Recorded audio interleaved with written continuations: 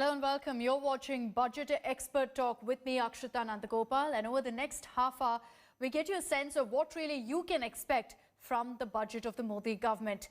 As India prepares to present the financial budget a year after the global COVID-19 pandemic decimated the economy worldwide, economists and industry experts across the board await the Narendra Modi government's budget.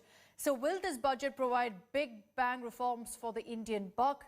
India Today's Rahul Kanwal spoke to industry experts from the CII to hear what their expectations are really from the finance minister. I want to kickstart this conversation by asking Uday Kotak about what you think, not just from the prism of Indian industry, but from the prism of national interest, would be the best way for Nirmala Sitharaman to be prioritizing her effort in the build-up to what is being called a once-in-a-100-year budget. Do you see it like that, or is it just unnecessary hype? Because very often we see budgets getting hyped up, sometimes much more than is actually needed. We've got to keep in mind that the pandemic has happened 100 years later. And therefore, it is the first budget after a pandemic which at least our generation has not seen. Therefore, to that extent, it is clearly a budget which is happening on the backdrop of the pandemic. 5 key areas of focus as I see from a national interest and prioritization point of view: infrastructure, healthcare, defense, education, and sustainability. All the 5 critical areas for our future. And I include sustainability in this category. Please keep in mind that the world axis is going to change even faster on sustainability with the change of the administration in the United States. Therefore, if we focus on these 5 big areas, I think India would be in a better place in the next 3 to 5 years if we execute well on these.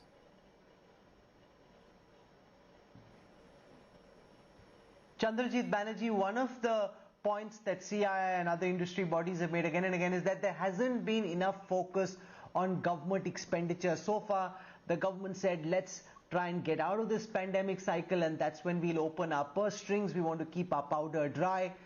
Why is it that you believe that the budget is the right opportunity for the government to unleash its spending power, and how would you like to see the money being spent? One of the things that we really want to happen now is to see how we can get demand really pushed up, and that's the way, and that's going to be therefore still I would say government-led spending, and I think government would have to lead that in both in terms of infrastructure and the type of priorities Uday just mentioned. And I think we would like to see government leadership in all of this. And this will be very, very critical from the point of view of, say, for instance, a part of it would, as I mentioned, would be on infrastructure. But we need to see outlays to be seen in areas like healthcare, where we see a roadmap going towards a 3%, or a huge focus on even areas like defense or education, for that matter. Pawan Goenka, you head up the Atmanirbhar mission at CII. What's your sense of how successful Atmanirbhar India has been over the past several months in the middle of this pandemic, and what would you like to see in terms of policies, in terms of incentives from the government to speed up and help make the idea of Atmanirbhar Bharat more successful? What I can say is that the resolve is real. Whether you talk to industry, you talk to government departments, you talk to anyone, the resolve is real. Having said that, the kind of things that we need to do to make Atmanirbhar Bharat reality will not be just incremental change from how we have been doing business. We will have to make some disruptions. If I take manufacturing specifically, we find that in many sectors in manufacturing, India has a cost disability of 8 to 10% because of various factor costs, whether it's power, labor, capital, or whatever it might be. And we need to find a way of making that 8 to 10% disability go away. Till that happens, we will have to depend on artificial barriers to create Atmanirbharta, which is not desirable. We need to make Indian industry more competitive. And I would say the biggest step that the government of India has announced towards that is the PLI scheme for the 3+10 sectors. And therefore, what I would like to see in the budget is to make this PLI scheme, clearly roll it out during the budget, make it simple to use with the intention of spending that 150,000 crore and not saving that money, because more we spend on PLI, more manufacturing will grow, more investment will happen, more employment will happen. So therefore, a lot of work has to be done, both by the industry and by the government, to really bring Atmanirbharta.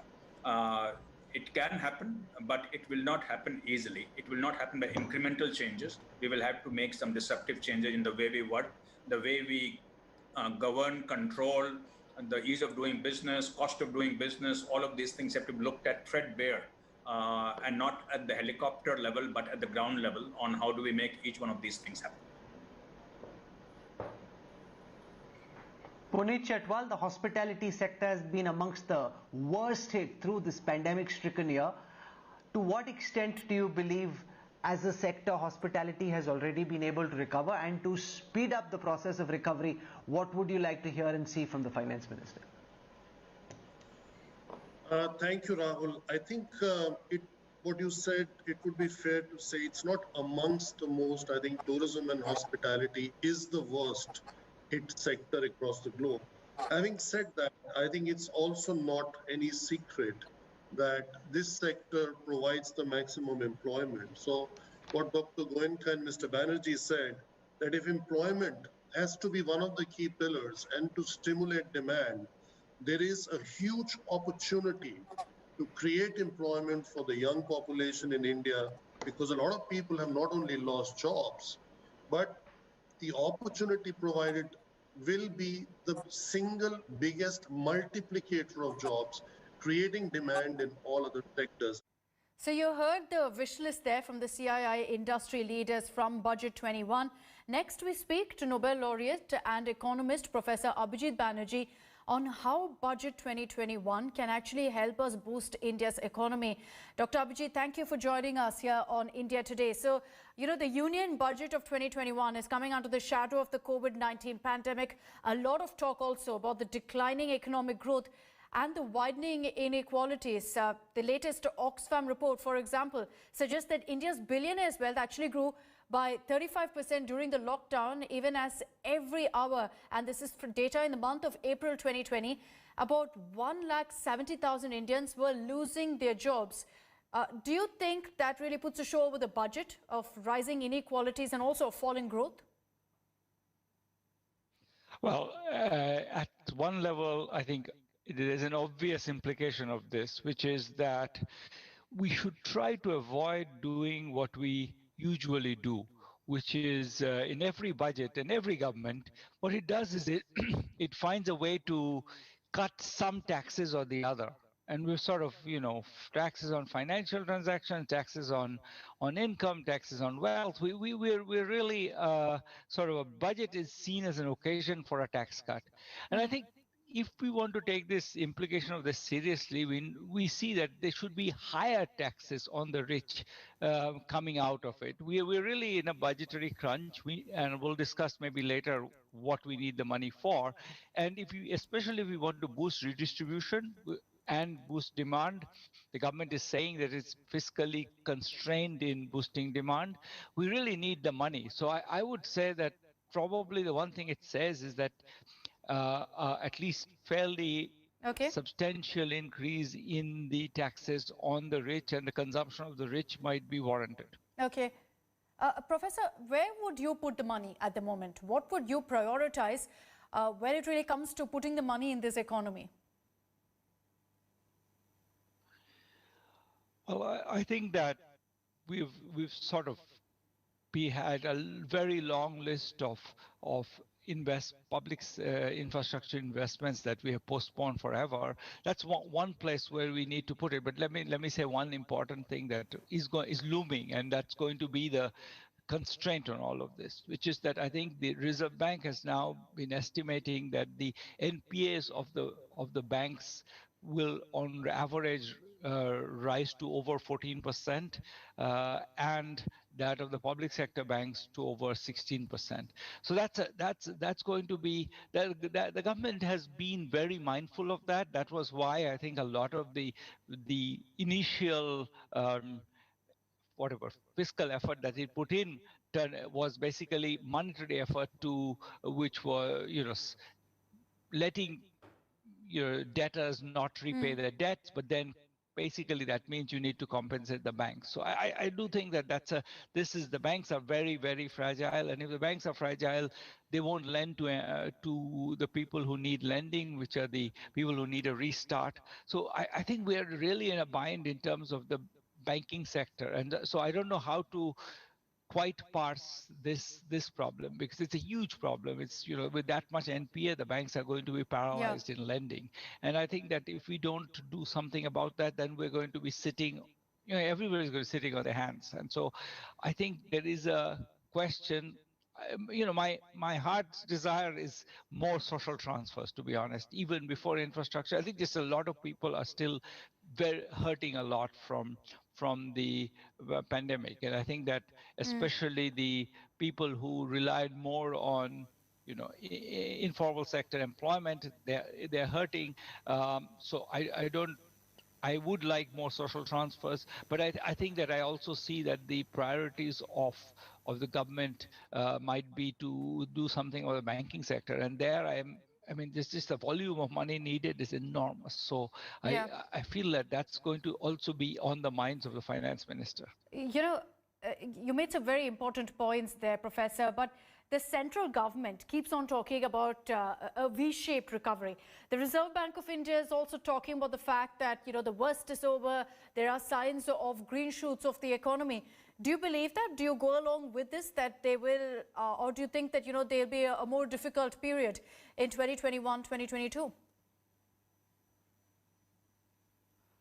I think that there has been a recovery, obviously, and I think people are desperately trying to find something to do. I mean, people are there's just so much, we have so little social support that I think people are doing something. So I think that we will see recovery. I think whether the recovery, speed of the recovery, I think it's anybody's guess. I think it will depend very much on some of the policies that are initiated now, basically policies on how much demand there is in the economy, how much finance there is in the economy, do the SME sector, does the SME sector get credit, etc. So I think that we can't. There's no one the V-shaped recovery which is independent of policy. It will depend very much on the choices that the government makes.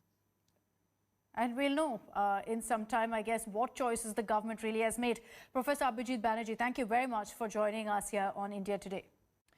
So CII industry experts, economist Professor Abhijit Banerjee have spoken about the importance of putting money back into the hands of those at the bottom of the pyramid, mostly by generating jobs, because the pandemic continues to affect and dent unemployment numbers. India Today's Pankaj Upadhyay takes us really now into the heart of Mumbai's Dharavi to bring a tale of widespread unemployment, widespread joblessness, and how the stigma attached to the virus is affecting the poorest in Asia's largest slum dwelling. Dharavi, Asia's largest slum and one of the biggest COVID-19 hotspots in the early days of the pandemic. It has recorded 0 cases since mid-2020. But despite successfully having brought the virus under control, Dharavi continues to reel under the effects of the pandemic.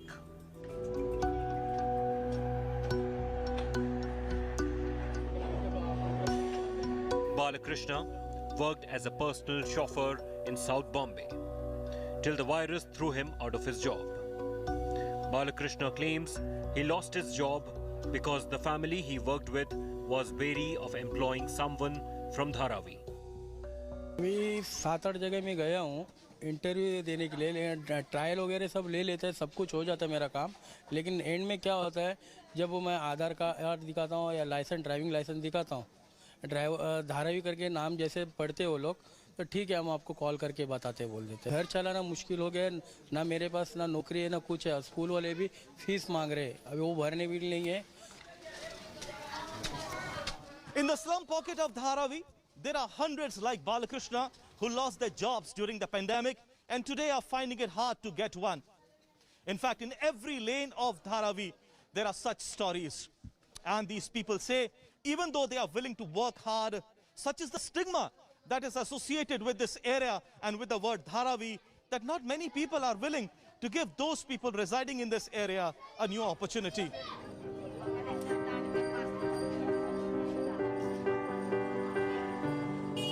A young resident of Dhobi Ghat area of Dharavi lost his job because of the address on his ID card.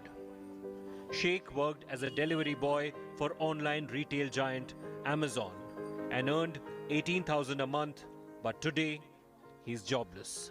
हमें बताया गया कि like Dharavi में आपका red zone है, वहाँ पर काफ़ी केसेस आ रहे हैं, तो इस वजह से हमें होल्ड कर दिया गया था। तो उन्होंने अभी तक कोई रिप्लाई नहीं आया, बस उन्होंने कहा कि जब हो जाएगा तो हम बता देंगे आपको करके।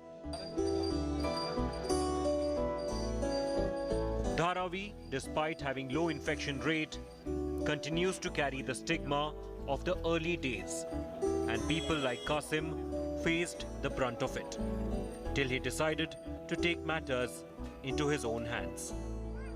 भी कोई उम्मीद ही नहीं था, तो लाइक तो भी मैं काफ़ी टाइम से ट्राई भी कर रहा था उनके जॉब के लिए, तो वहाँ पर भी कुछ वो नहीं मिल पाया, तो फिर मैंने सोचा कि चलो कुछ ना कुछ अपना खुद का एक बिजनेस स्टार्ट करूँ।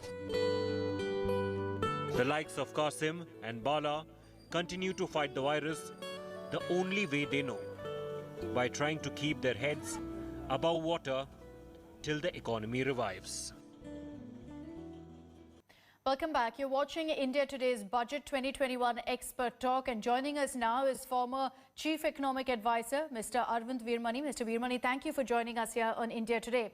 All of us have seen the importance of healthcare spending, particularly in the last year. The pandemic has taught us so much.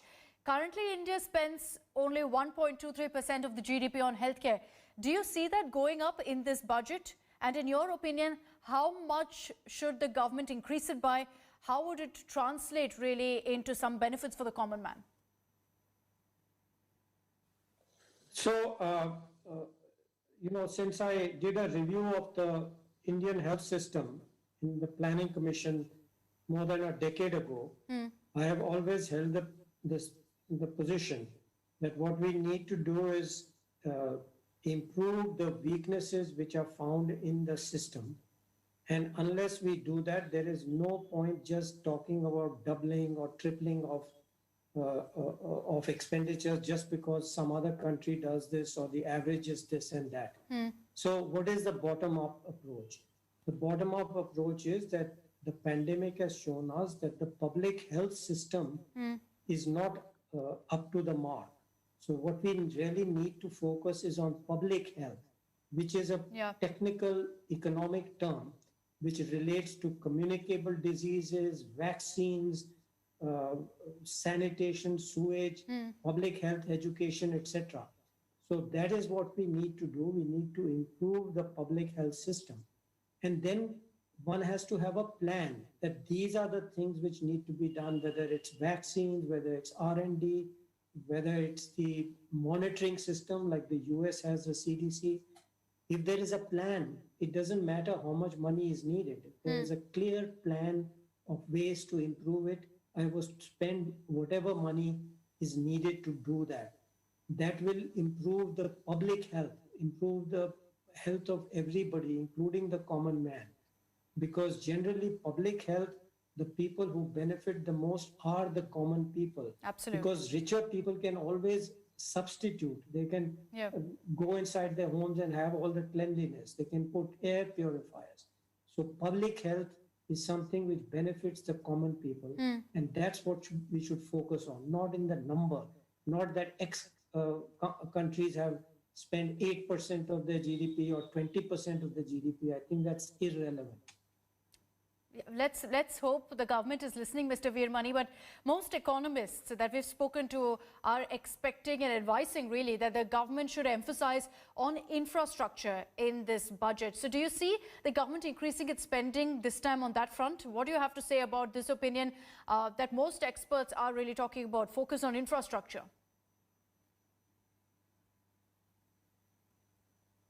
So you're right. Now, many people, both in capital markets and economists, I expect that investment by companies will be slow to recover. Definitely for 1 year, they may not recover, and maybe a little longer. So the focus has to be firstly on government infrastructure investment, which is complementary, which will help will help both increase employment, increase the demand. You know, people always think of investment as building capacity, but when the investment is taking place, it's also increasing demand. You know, when you build infrastructure, you employ people, you buy steel. The government buys steel, cement, and so many other things. So it's both a demand and a building up. And on the supply side, it complements others' investment. So if you build a highway through a new area, private investment, small people will invest on the side of those highways. So it's complementary to private investment. So really the focus, which I think 90% of economists and financial people are agreed that for the next year, this is going to be the most important part of government expenditure because it does three different things.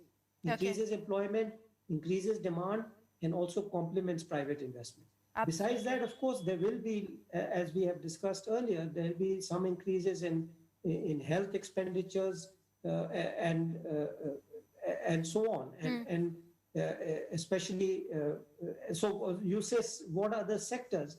Well, the other sector is housing. There's bound to be an increase in government attention to housing because, again, for the same reason that it generates employment, it generates demand, and it also helps people to get a roof over their head, as we common say.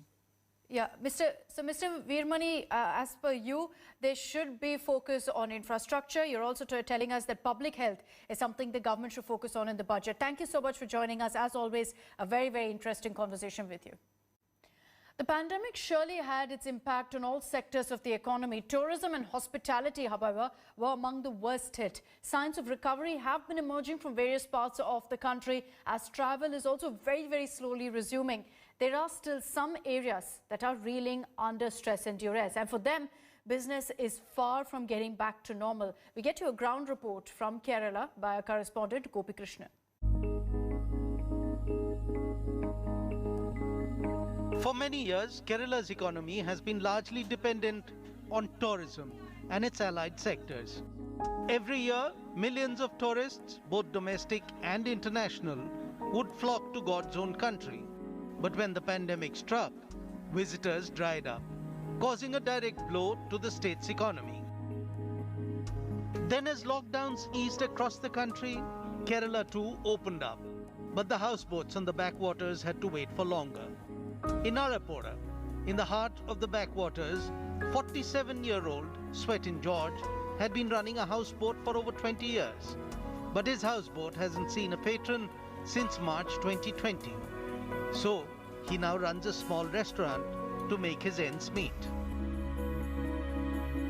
I am stuck with my business. There is no income. I don't have any other business. I have only houseboat business only or boating business only. So I want to survive my family. So I started a cloud kitchen in my house itself and started for supplying food to the customers. When the backwaters finally opened for tourists, there were strict guidelines put in place. Operators claim these guidelines are so strict that running houseboats were not feasible.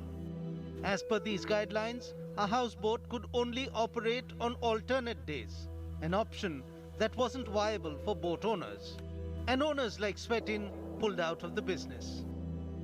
Government need to realize that the situation and need to open all the present situation and give a good facility for the tourists as well as to release the grant and release the loan amount also without any restrictions. Then only present stage of the houseboat owners can survive in the situation.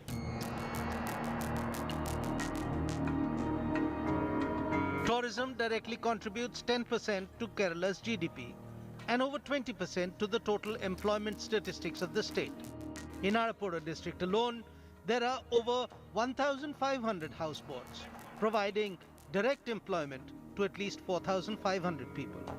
People like Shaji, who worked on daily wages on houseboats, but lost their jobs and are now clueless about their future. 7 വർഷമായിട്ട് house ബോട്ടിൽ ജോലി നോക്കുന്നു.